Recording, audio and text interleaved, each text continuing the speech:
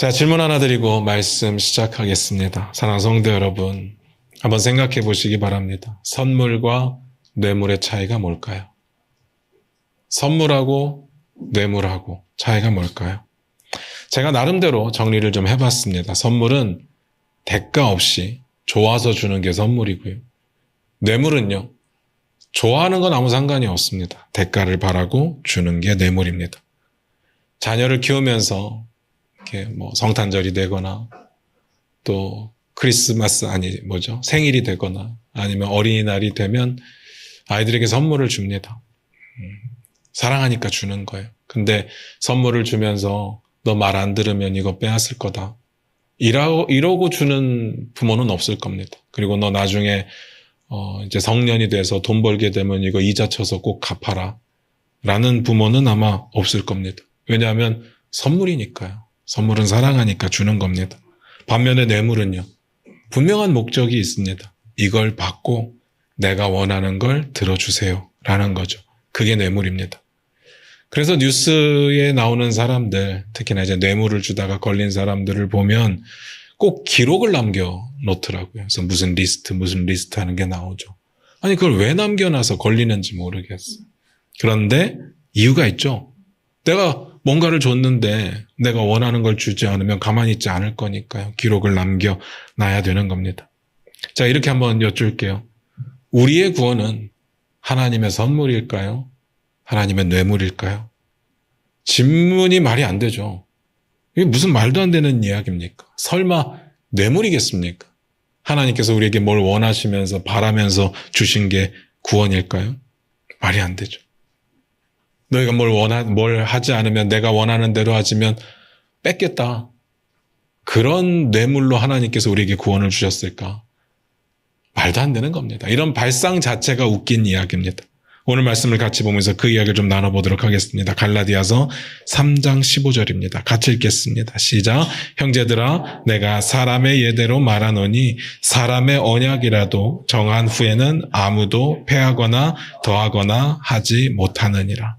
오늘 말씀이 이렇게 시작했습니다. 형제들아. 항상 성경에 나오는 호칭이지만 오늘 사도 바울이 형제들아 라고 이야기를 했을 때 조금만 고민해 보면 이 짧은 호칭 하나에 사도 바울의 엄청난 진심이 들어있다는 것을 금방 눈치채실 수 있을 겁니다. 지금 사도 바울이 누구에게 편지하고 있습니까? 갈라디아 교회 성도들이요.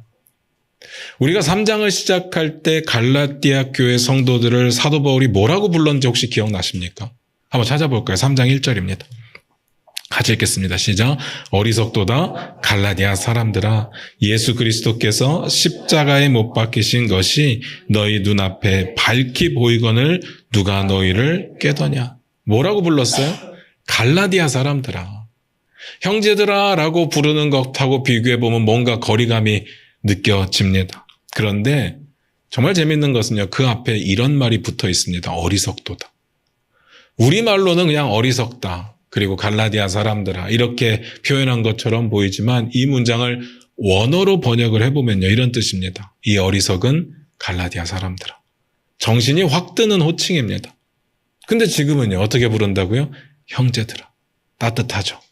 오해 없으시기 바랍니다. 지금 사도 바울이 3장 안에 앞에서는 어리석은 갈라디아 사람들아, 뒤에서는 형제들아 이렇게 이야기하는 것이 정말 기분이 막 오르락 내리락 널뛰게 하는 게 아닙니다.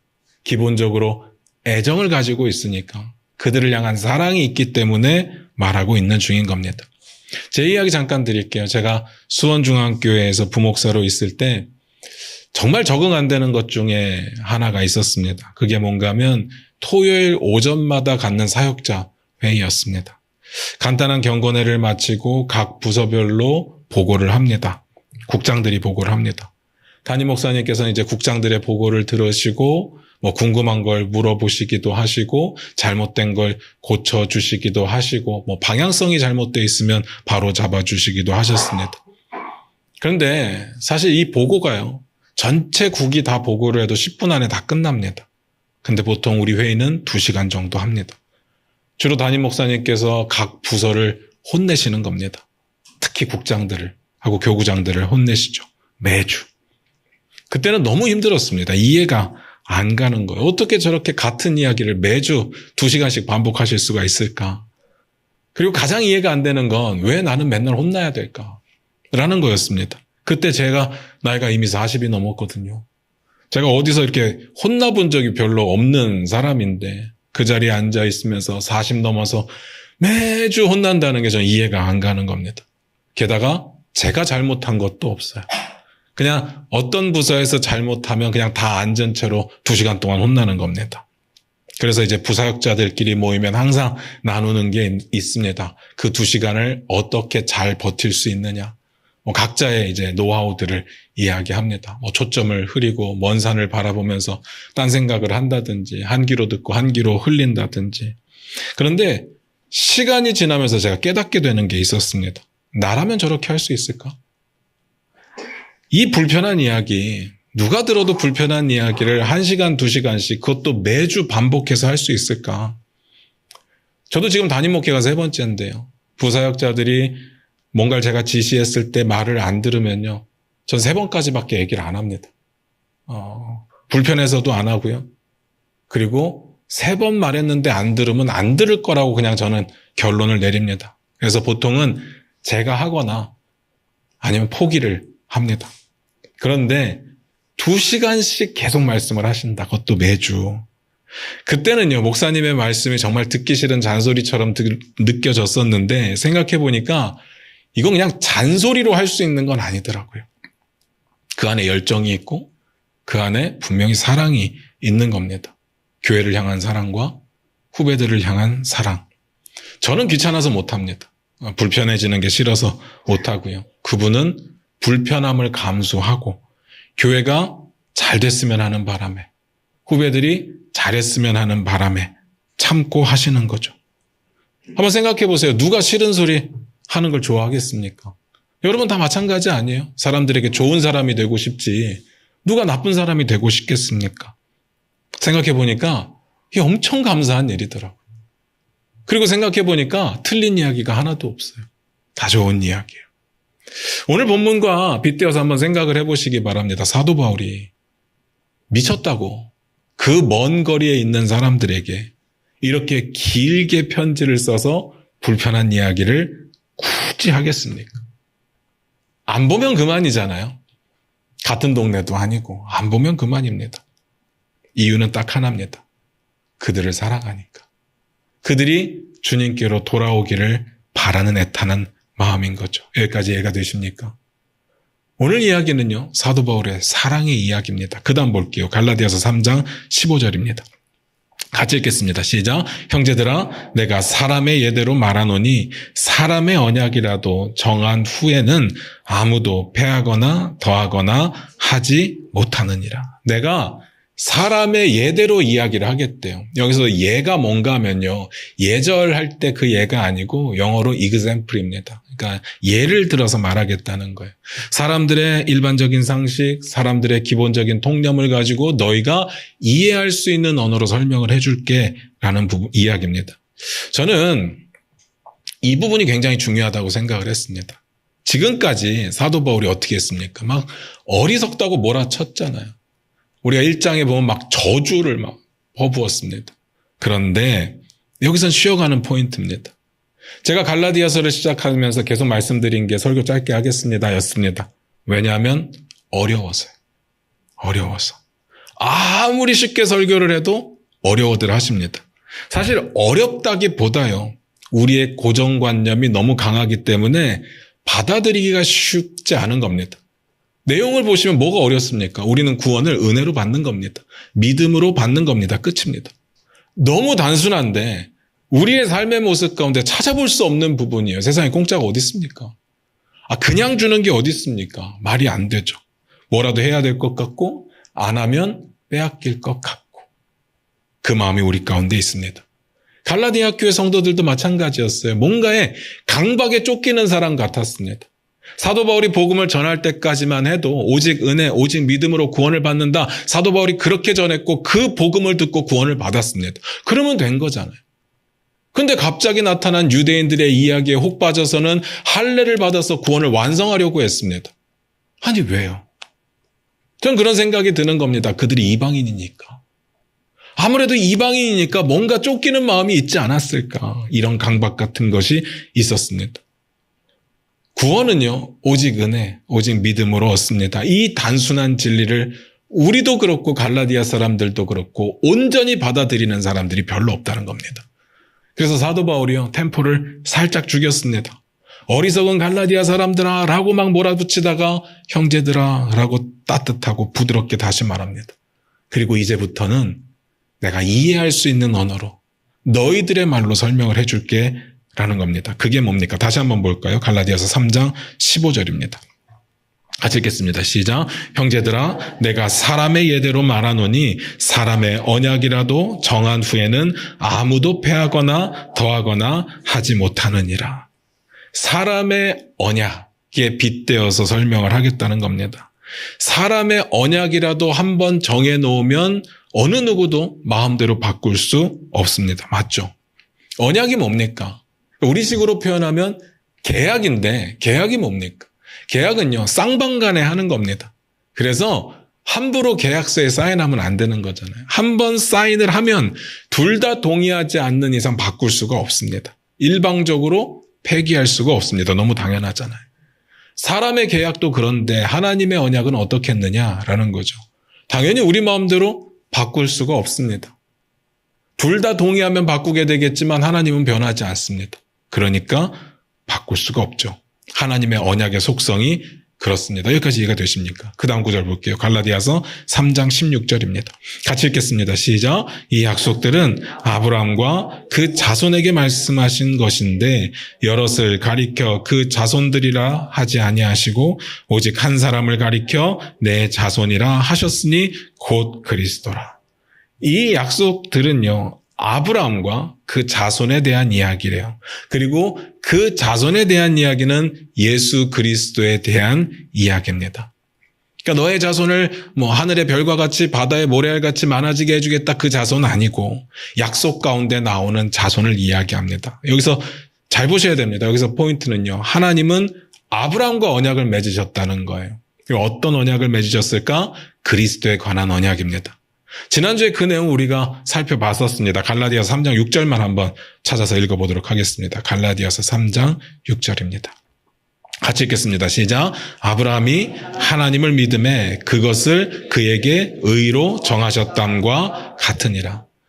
아브라함의 복을 그의 후손들이 누리게 될 터인데 아브라함의 복을 어떤 후손들이 누리는가 하면 생물학적인 후손들이 누리는 게 아니라 아브라함과 같은 믿음을 가지고 있는 사람들이 후손이라고 불리고 그들이 복을 누리는 겁니다. 그리고 그게 가능한 이유는 예수 그리스도께서 우리의 죄를 대신해서 십자가에 죽으셨기 때문에. 근데 예수 그리스도의 십자가 죽음이 어떻게 우리의 죄를 사하느냐? 그건 우리가 모릅니다. 하나님께서 그렇게 정하셨습니다. 이게 논리로 설명되는 부분이 아니라고 말씀을 드렸어요. 지난주 여기까지 봤습니다. 그런데 이 내용을 어떻게 아브라함하고 언약을 맺으셨을까라는 거죠. 지지난주에 봤던 내용 중에 이런 내용이 있었습니다. 아브라함이 자식이 없었잖아요. 그래서 이제 나이가 드니까 좀 불안함도 있고 해서 하나님을 찾아갑니다. 하나님께 나아가서 하는 이야기가 뭔가 하면 내 자식이 없기 때문에 내 상속자는 내 종 엘리에셀로 하겠습니다. 라고 말씀을 드립니다. 그때 하나님께서 뭐라고 하십니까? 아니다. 너의 상속자는 너의 종이 아니라 너의 자손 중에서 상속자가 될 거다라고 이야기를 합니다. 아직 아들이 없는데. 이게 받아들이기 힘든 부분이었죠. 그런데 하나님께서 계속해서 밖으로 나오라고 이야기를 하십니다. 그리고 하늘의 뭇별들을 세어보라고 하시고 이 별들과 같이 너의 자손이 많아질 거다라고 약속을 하셨습니다. 잘 들으셔야 됩니다. 여기서 이미 언약은 성립이 되었습니다. 그걸 아브라함이 믿었던 겁니다. 약속이 있고 믿음이 있고. 그래서 그 다음에 성경이 이렇게 나온 겁니다. 아브라함이 믿으니까 그것을 의로 여기셨다. 그런데 좀 생각해 보시기 바라요. 언약은 제가 쌍방간에 맺는 거라고 했잖아요. 그런데 이 언약은 좀 이상하지 않습니까? 하나님은요, 엄청난 걸 주시겠다고 약속을 하시는데 아브라함은 뭘 해야 될까요? 그 내용이 없어요. 이 언약은요, 너무 기울어지는 언약입니다. 너무 불공평해요. 그리고 제가 뭐라고 말씀드렸는가 하면 이미 하나님께서 너의 자손을 하늘의 별과 같이 많아지게 하겠다라고 말씀하실 때 이미 언약은 끝났다고 말씀을 드렸어요. 아브라함의 입장? 사실 상관이 없습니다. 아브라함에게 그 약속을 하나님이 주신 거예요. 그리고 그 다음에 보니까요. 자손이 많아지겠다는 약속과 더불어서 이 땅, 즉 다시 말해서 가나안 땅도 너에게 주겠다라는 약속을 하셨습니다. 그래서 아브라함이 물어요. 내가 이 땅을 받을 줄 어떻게 알겠습니까? 당연하다고 저는 생각합니다. 이 약속 자체가 말이 안 되는 약속이잖아요. 그냥 하나님이 일방적으로 뭘 주겠다고 하는데 이걸 언약으로 맺는 건데 난 뭘 해야 되지? 이걸 뭘 어떻게 해서 하나님이 주신다는 확신을 가질 수 있을까? 정말 그냥 믿기만 하면 돼요? 우리 입장에서는 이게 이해가 안 가는 거예요. 뭔가 사기 같기도 하고 잘못하면 덤탱이 쓸 것 같기도 하고 이상하지 않습니까? 그 다음 내용입니다. 창세기 15장 9절부터 10절입니다. 같이 읽겠습니다. 시작. 여호와께서 그에게 이르시되 나를 위하여 3년 된 암소와 3년 된 암염소와 3년 된 숫양과 산비둘기와 집비둘기 새끼를 가져올지니라. 아브라함이 그 모든 것을 가져다가 그 중간을 쪼개고 그 쪼갠 것을 마주 대하여 놓고 그 새는 쪼개지 아니하였으며. 하나님께 어떻게 내가 그걸 받아들일 수 있겠습니까? 뭔가 확실한 증거를 좀 주십시오라고 말하는 아브라함에게 하나님께서 뭘 가지고 오라고 하십니다. 뭘 가지고 오라고 하셨습니까? 3년 된 암소, 3년 된 암염소, 3년 된 수량, 산비둘기, 집비둘기 새끼들을 가지고 와라. 우리는 이게 지금 무슨 상황인지 잘 모르겠어요. 아니, 아브라함이 궁금해서 물어보면 알려주면 되는 건데 갑자기 이런 동물들을 가지고 오래요. 3년 된 걸로. 그런데 아브라함은 이게 무슨 의미인 줄 알았던 것 같아요. 하나님이 그 다음에 뭘 하라고 말씀을 안 하셨는데 그 다음 행동을 알아서 합니다. 뭘 했습니까? 동물들을 다 쪼갭니다. 그리고 서로 마주대하게 두었다고 되어 있습니다. 이게 뭔 잔인한 상황인가 싶겠지만 이 당시 아브라함 시대의 사람들이 언약을 맺는, 계약을 맺는 방법이 그랬습니다. 우리는 계약서를 써요. 우리가 계약서를 쓰면 우리끼리 쓴 계약이라도 나라에서 보증을 해줍니다. 뭐 나라에서 갚아주는 것은 아니지만 그 계약서대로 하지 않을 때 나라에서 법적 책임을 묻습니다. 그러니까 계약서에 함부로 사인하면 안 되고 사인했으면 무조건 지킬 수밖에 없는 겁니다. 그런데 그때는요. 그런 게 어디 있어요? 누가 법적으로 보호를 해줍니까? 서로의 양심에 맡기는 거죠. 약속대로 할 수밖에 없는 거? 그렇게 하려면 뭔가 굉장히 대단한 것으로 약속하는 방법밖에는 없었던 겁니다. 동물들을 쪼개놓고 언약의 당사자들이 그 사이를 지나갑니다. 의미는 간단하죠. 만약에 둘 중에 한 명이라도 언약을 깨트리면 이 동물들처럼 될 거다. 그런 의미인 겁니다. 그리고 실제로요. 언약을 깨트리면 그렇게 해도 되는 거고요. 사실은 법보다는 이런 방식들이 통하던 시대였습니다. 어쨌든 하나님께서 뭘로 하나님이 이 땅을 주신다는 것을 알 수 있겠습니까? 라고 묻는 아브라함에게 이미 언약은 다 끝났지만, 이미 언약은 하나님께서 다 주셨지만 아브라함의 방식대로 언약을 다시 맺었습니다. 다시 말씀드립니다. 하나님과 아브라함이 이 방법으로 언약을 맺었기 때문에 언약이 성립됐다라고 말씀드리는 게 절대로 아닙니다. 앞에서 이미 말씀드렸어요. 하나님이 약속하실 때 이미 언약은 끝났어요. 아브라함의 입장 같은 거 없다고 했습니다. 하나님이 약속하신 거예요. 그래서 아브라함의 선택지는 둘 중 하나밖에 없습니다. 이걸 믿을 거냐 말 거냐. 이거죠. 그러나 아브라함이 물어보니까 아브라함의 방식대로 보여주셨습니다. 그런데 하나님의 언약이 아브라함의 방식대로 보여질 때 기가 막힌 내용이 있습니다. 일단 아브라함은요. 그렇게 동물들을 쪼개서 준비를 해놓고 잠이 듭니다. 한번 찾아볼게요. 창세기 15장 12절입니다. 같이 읽겠습니다. 시작. 해질 때에 아브라함에게 깊은 잠이 임하고 큰 흑암과 두려움이 그에게 임하였더니. 다시 말씀드릴게요. 아브라함이 다 준비를 해놓고 계약을 맺을 준비를 다 해놓고 그는 잠들어 버렸습니다. 그리고 두려워 떨고 있어요. 다시 말씀드리면 아브라함은 그 사이를 안 지나갔습니다. 근데 하나님은요, 지나가십니다. 창세기 15장 17절입니다. 우리 화면 보시면서 같이 읽겠습니다. 시작. 해가 져서 어두울 때 연기 나는 화로가 보이며 타는 횃불이 쪼갠 고기 사이로 지나더라. 잘 보셔야 됩니다. 준비는 아브라함이 했지만 아브라함은 그 사이를 지나가지 못했고요. 하나님만 지나가셨습니다. 생각해보면 하나님을 대면할 자가 없는데 하나님과 아브라함이 그 사이를 같이 지나가는 것도 이상합니다. 말이 안 되는 거죠. 이 언약은요, 하나님께서 일방적으로 아브라함과 맺으신 언약입니다. 그래서 하나님께서 약속하실 때 이미 언약이 성립됐다고 말씀을 드린 거예요. 그래서 이 언약에는요, 아브라함의 입장 같은 건 없습니다. 하나님의 의지만 있을 뿐이에요. 아브라함이 할 수 있는 거 딱 하나입니다. 믿거나 말거나. 둘 중 하나죠. 뭔 말인지 아시겠습니까? 그러면요, 말씀 좀 바꿔서 말씀드려서 아브라함이 이 언약을 깰 수 있을까요? 아니요. 아브라함이 맺은 언약이 아니기 때문에 깰 수가 없어요. 그럼 정반대로 아브라함이 이 언약을 이행할 수 있는 부분이 있을까요? 그것도 아닙니다. 아브라함이 할 수 있는 게 아무것도 없어요. 오직 이 언약은 하나님께서 일방적으로 맺으신 거고 하나님께서만 이루실 수 있는 겁니다. 잘 생각하셔야 됩니다. 이스라엘 백성들이요, 출애굽을 하고 가나안 땅에 들어가잖아요. 어떻게 들어갔을까요? 정말 이스라엘 백성들이 잘해서 들어갔을까요? 아닙니다. 하나님이 그 약속을 지키신 거예요. 어디에도 이스라엘의 노력과 능력 같은 건 없습니다. 물론 이렇게 말씀하실 수 있는 분도 계실 거예요. 그래도 이스라엘에게 순종을 요구하셨잖아요. 맞아요. 이스라엘에게 순종을 요구하셨고 순종하지 않을 때는 강하게 질책을 하셨습니다. 그런데 이스라엘은 결국은 가나안 땅에 들어가잖아요. 정말 그들이 순종을 너무 잘해서 완벽하게 해서 들어갔을까요?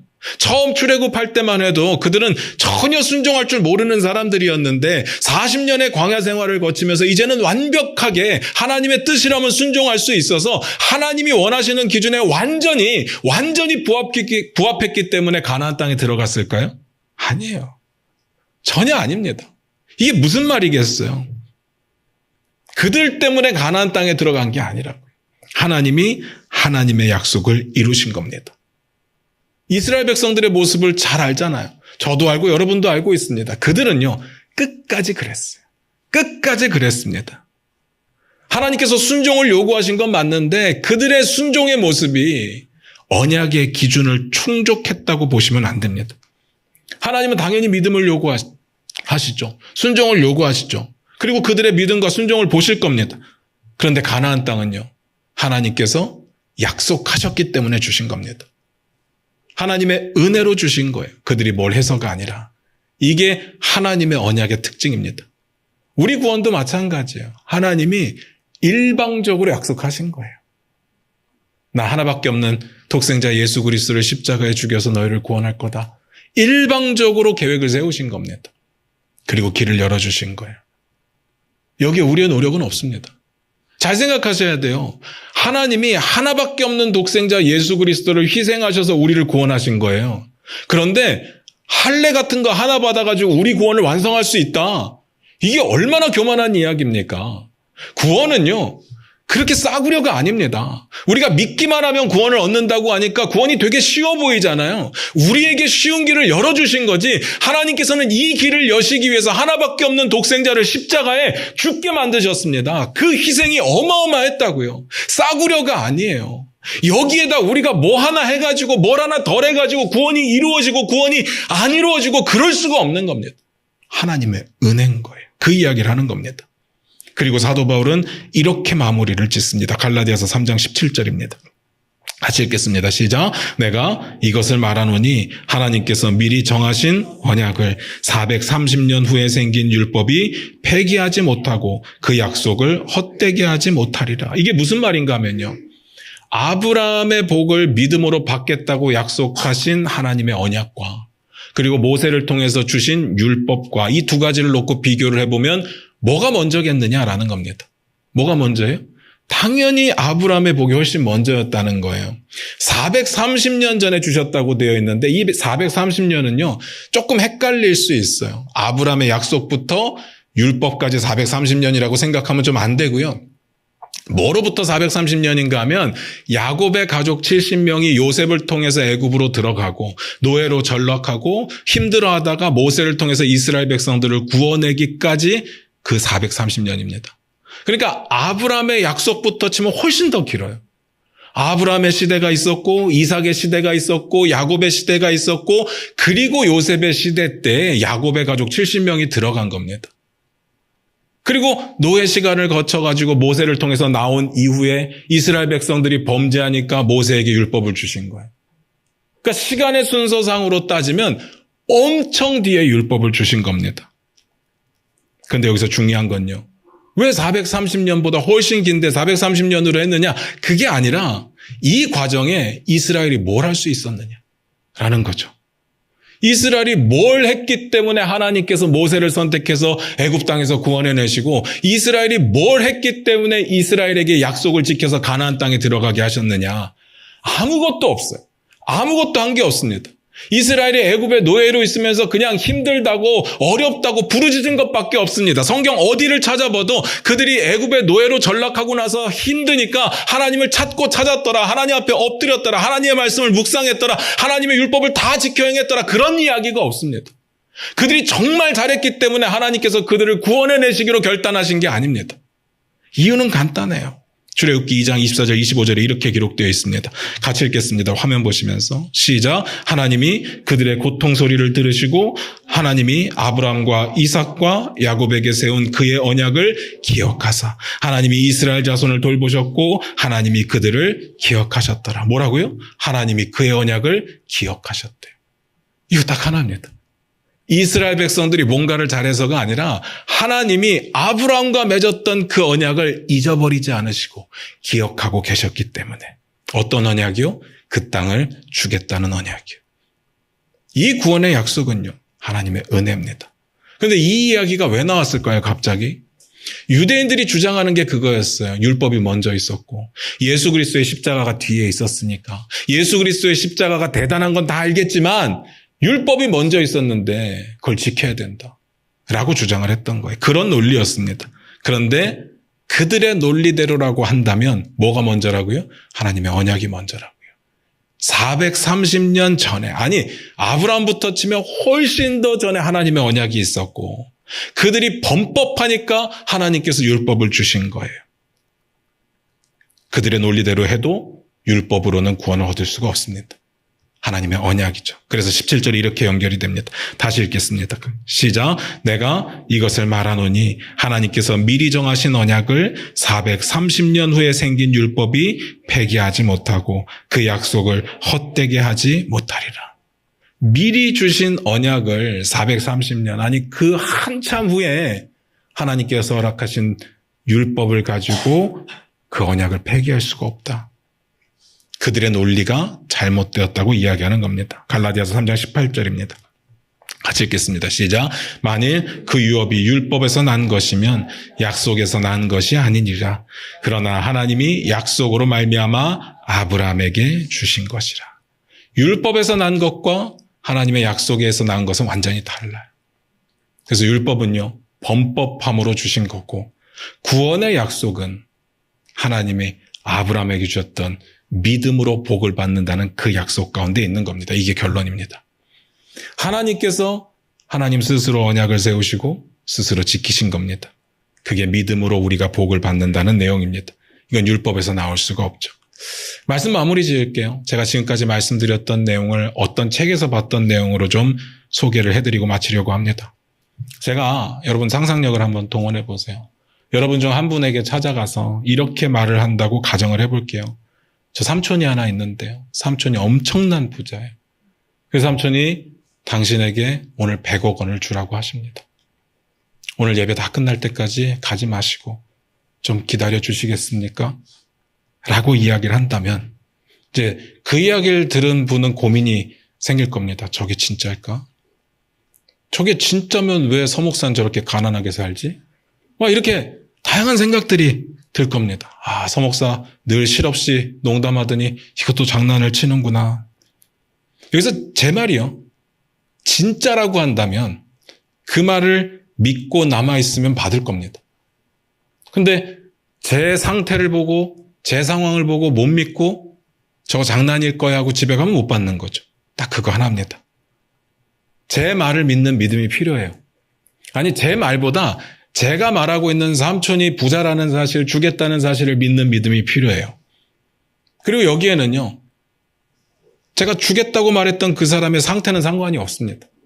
뭐 그 사람이 착하든 못됐든, 뭐 부자든 가난하든, 아니면 잘생겼든 못생겼든 아무 상관이 없어요.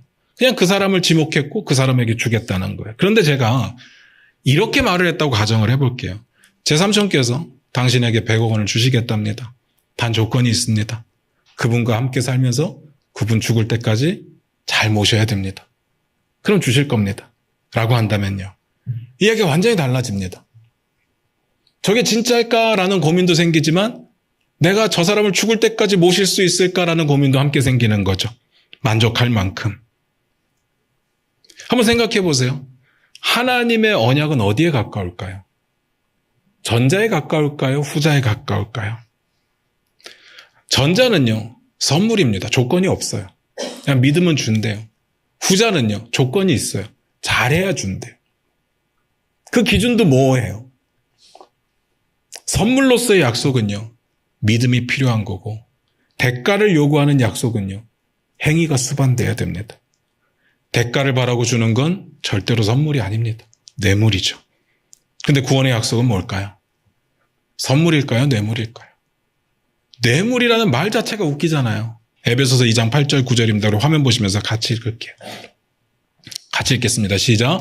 너희는 그 은혜에 의하여 믿음으로 말미암아 구원을 받았으니 이것은 너희에게서 난 것이 아니요 하나님의 선물이라.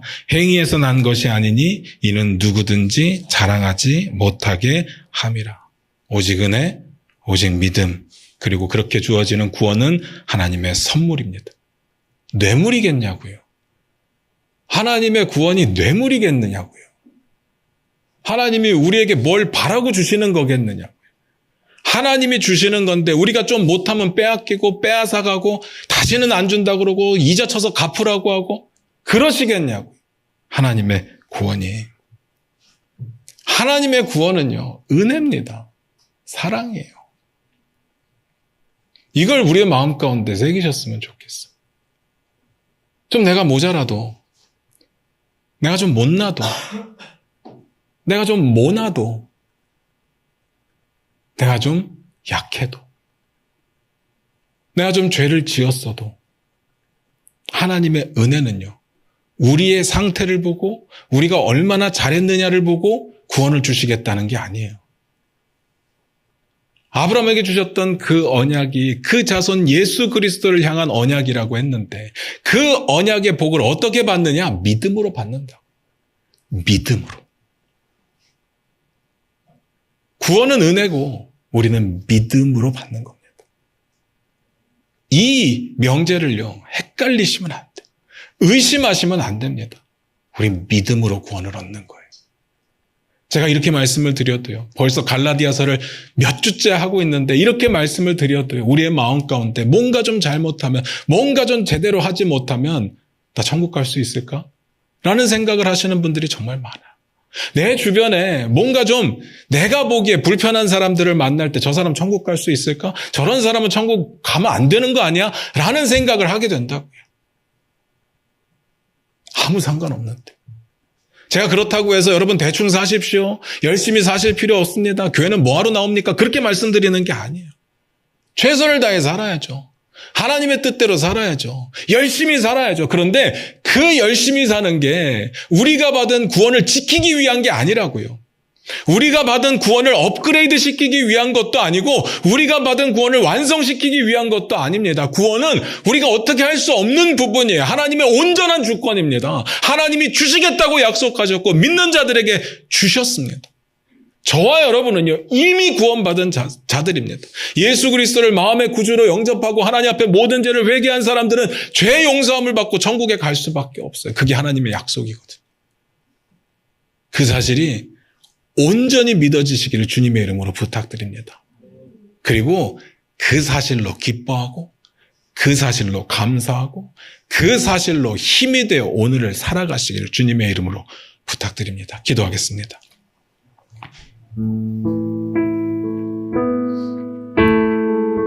우리 반주 들으시면서 잠깐 한번 기도하기를 원합니다. 여러분은 어떻습니까? 여러분의 구원의 확신이 흔들린 적은 없습니까? 때로는 내 신앙이 너무 다운되어서 진짜로 내가 구원을 받은 걸까? 오늘 내가 무슨 사고로 인해서 죽게 된다면 천국에 갈 수 있을까? 그런 생각을 하진 않습니까? 또 때로는 우리 주변에 내 마음에 안 드는 어떤 사람을 보면서 야, 저 사람은 구원 못 받았을 거야 라고 판단하거나 미워하거나 정죄한 적은 없습니까? 우리가 잘 살아야 되는 거 맞습니다. 착하게 살아야 되고 선한 행위로 살아야 되고 하나님의 뜻대로 살아야 되죠. 그런데 구원은요, 믿음으로 얻는 겁니다. 구원은요, 하나님의 선물입니다. 여러분이 살면서, 오늘은 아닐지라도 여러분이 살면서 정말 내 삶이 무너져서 너무 힘들고 어렵고 내가 하나님 앞에 설 자격도 없고 내가 하나님의 앞에 설 체면도 없어서 힘들어 할지라도 예수 그리스도를 믿는 믿음으로 구원 얻는다라는 그 사실이 흔들리지 마셨으면 좋겠습니다. 그 확신을 가지고 주님 앞에 나아오시기를 주님의 이름으로 부탁드립니다. 우리 이 시간 그렇게 기도할게요. 하나님, 내 마음에 이 사실이 믿어지게 하여 주시옵소서. 믿음으로 구원 얻기를 원합니다. 예수 그리스도께 부르짖어 말했던 한 아이의 아버지처럼 나의 믿음 없음을 도와주시옵소서. 내 연약함도 내 모자름도 다 받아주시옵소서. 우리 다 같이 그렇게 기도하며 나아갑니다. 기도하겠습니다.